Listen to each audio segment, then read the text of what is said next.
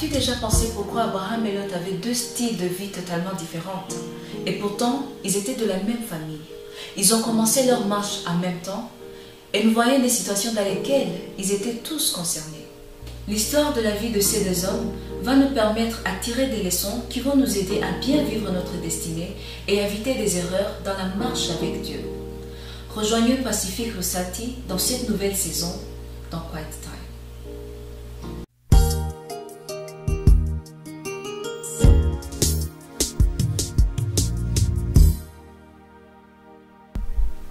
Dans les premiers versets de Genèse 12, nous voyons Dieu se révéler à Abraham et lui demande de quitter son pays, sa patrie et d'aller dans les lieux où il lui indiquera. C'était évident pour Abraham de partir parce qu'il avait reçu une révélation de Dieu. Mais si nous continuons à lire au verset 4, la Bible nous dit que Lot partit avec lui. Lot est une personne qui marche sur la vision des autres. Il est incapable d'avoir une intimité personnelle avec Dieu et donc il ne peut recevoir aucune révélation de Dieu. Lot représente l'image des chrétiens qui t'attendent dans la vie. Ne sachant quoi faire, ils ne sont là que pour imiter les autres. Lot partit parce qu'il avait vu Abraham partir. Il ne savait pas où il allait et pourquoi il devrait aller avec Abraham. Le pays que Dieu avait promis à Abraham était Canaan. C'est un pays désertique et donc moins favorable à l'élevage. Peut-être si Abraham pouvait réfléchir aussi comme un homme, il ne pouvait pas partir. N'est-ce pas qu'on dit qu'on est mieux que chez soi? Abraham est le type de personnes qui reçoivent la révélation de Dieu.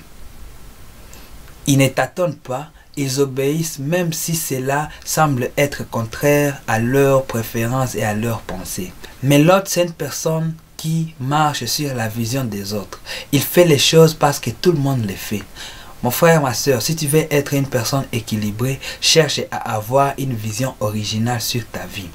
Cherche à savoir ce que tu dois faire et surtout cherche à connaître la révélation et le plan de Dieu pour ta vie. Car Dieu parle de plusieurs manières et il parle à tout le monde. Bien-aimé, c'est possible que tu es en train de vivre certaines situations difficiles parce que tu ne sais pas ce dont il te faut. Tu ne sais pas la place où tu dois être, tu ne sais pas ce que tu es appelé à faire. Tu fais peut-être quelque chose parce que quelqu'un a influencé ton choix, parce que ton entourage t'a dit de faire quelque chose, ou soit tu veux tout simplement ressembler à tout le monde. Bien-aimé, cherche à découvrir ce que tu es appelé à faire et cela va t'aider à avoir une vie épanouie.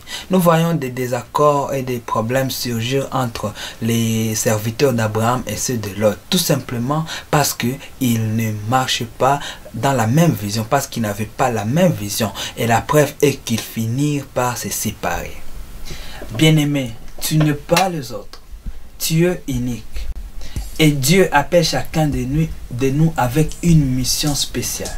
Dieu est un stratège. Il travaille avec nous différemment. La vision qu'il te donnera sera originale parce qu'elle ne peut être adaptée que dans ta vie.